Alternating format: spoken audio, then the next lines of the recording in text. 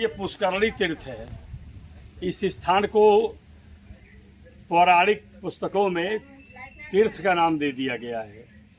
और आपको मैं बताऊं कि जब भगवान श्री राम जी ने और लक्ष्मण जी ने विराध नामक राक्षस का वध कर लिया तो उसका शरीर इतना बड़ा था कि उसके टुकड़े टुकड़े करने में बड़ा समय लगा। और विराध कुंड, अभी मैंने जहाँ पे आपको दिखाया पिछले एपिसोड में, भगवान श्री राम ने बाण मार करके धरती पर एक बहुत बड़ा गड्ढा बनाया और विराध के शरीर के सारे टुकड़े को उसी में भर करके ढक दिया। और उनका शरीर, उनके कपड़े, उनकी तलवारें खून से भर गई थी। तो कहते हैं कि यही पुष्करणी तीर्थ में जो बना हुआ कुंड है, आप देख सकते हैं, ये इसी में आकर के उन्होंने अपने हथियार धोए थे और यहीं पर आकर के उन्होंने अपने कपड़े धोए थे और यहीं पर आकर के उन्होंने स्नान वगैरह करके अपने शरीर को साफ सुथरा किया था। और एक कथा के अनुसार जब वृतासुर का वध किया था देवराज इंद्र ने वज्र से, तो वृतासुर का वध करने के बाद इंद्रदेव भी इसी पुष्करणी तीर्थ में आकर के स्नान किए थे और अपने आप को पाक साफ किए थे, मतलब पवित्र किए थे। हालांकि आज के समय में देखिए, इधर दिखाइएगा, ये बना हुआ जूम करके दिखाइएगा, छोटा सा घाट बना दिया गया है। लेकिन भगवान श्री राम लला के अयोध्या में स्थापना के बाद, भगवान श्री राम लला के अयोध्या में स्थापना के बाद भगवान श्री राम से जुड़े, वनगमन मार्ग से जुड़े सारे तीर्थों का जिस तरह से उद्धार हो रहा है, उस तरह से ये विश्वास जताया जा रहा है कि जो कुछ भी होगा, लाखों करोड़ों रुपए ला करके इस बढ़िया इतने बड़े दूर तक फैले हुए सरोवर का जरा एक बार फिर से दिखाइए कि इन चारों तरफ से इतने विशाल का इस सरोवर को अगर चारों तरफ से अगर पत्थरों से सजा दिया जाएगा, चारों तरफ घाट बन जाएंगे, तो आप समझ सकते हैं कि ये पुष्करणी तीर्थ का ये सरोवर कितना सुंदर और कितना ऐश्वर्यशाली हो जाएगा। और यहाँ पर दिखाइएगा, एक बरगद का पेड़ है, पीपल का पेड़ है।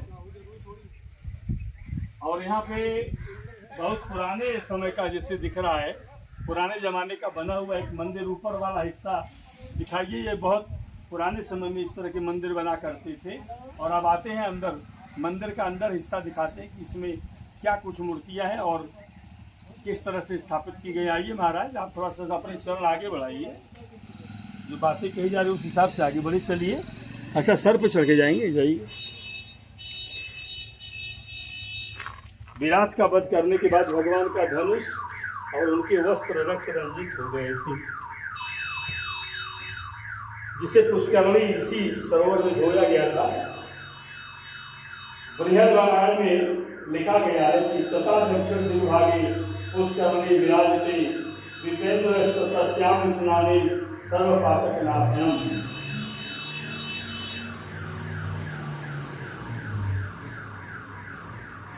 किन भगवान की मूर्ति है यहाँ पे, जरा पास में जाकर दिखाइए, कौन से भगवान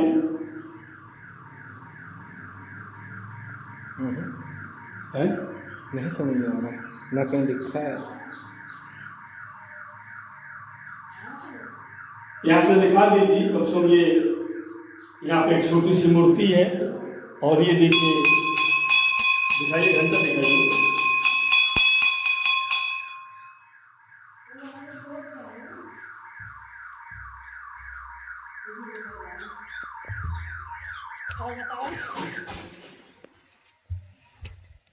मम्मी क्या कर रही है?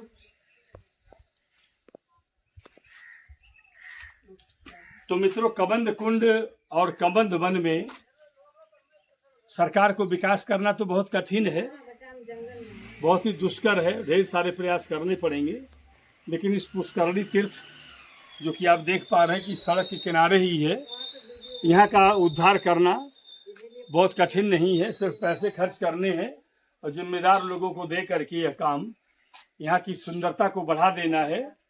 और हमें लगता है कि सरकार के जिस तरह से प्रयास हो रहे हैं, बहुत जल्दी ही यहाँ के विकास कार्य जल्दी ही शुरू भी होंगे और संपन्न भी करा दिए जाएंगे। तो अब हम यहाँ से विदा लेते हैं और अमरावती आश्रम में भगवान का दर्शन करने के बाद, और आपने विराध कुंड में विराध वन देखा, विराध कुंड देखा और ये पुष्करणी तीर्थ देखा, और इसके आगे भगवान के राम वनगमन का जो भी स्थान मिलता है हम उसको अब अगले एपिसोड में आपको दिखाते रहेंगे। और आप लोग हमारा सपोर्ट कर रहे हैं, सहयोग कर रहे हैं, हमारे चैनल को सब्सक्राइब कर रहे हैं, लाइक कर रहे हैं। और जिन लोगों ने अभी तक चैनल को सब्सक्राइब नहीं किया है वो लोग जल्द से जल्द कर लें, क्योंकि वास्तव में भगवान श्री राम के वनगमन का जो रोमांच है अब आ रहा है।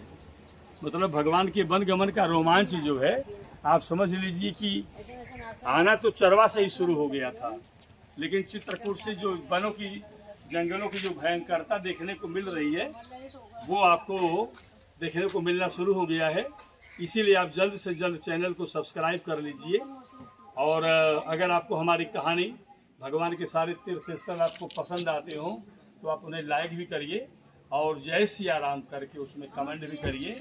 और अगर हमें कोई परामर्श सलाह देना चाहते हो, हमें अगर ज्ञान और कोई भक्ति की बातें बताना चाहते हो तो हमारे चैनल के कमेंट बॉक्स में जा करके, वीडियो के कमेंट बॉक्स में जा करके हमें उसको आप परामर्श भी दे सकते हैं। तो बोलिए जय सिया राम।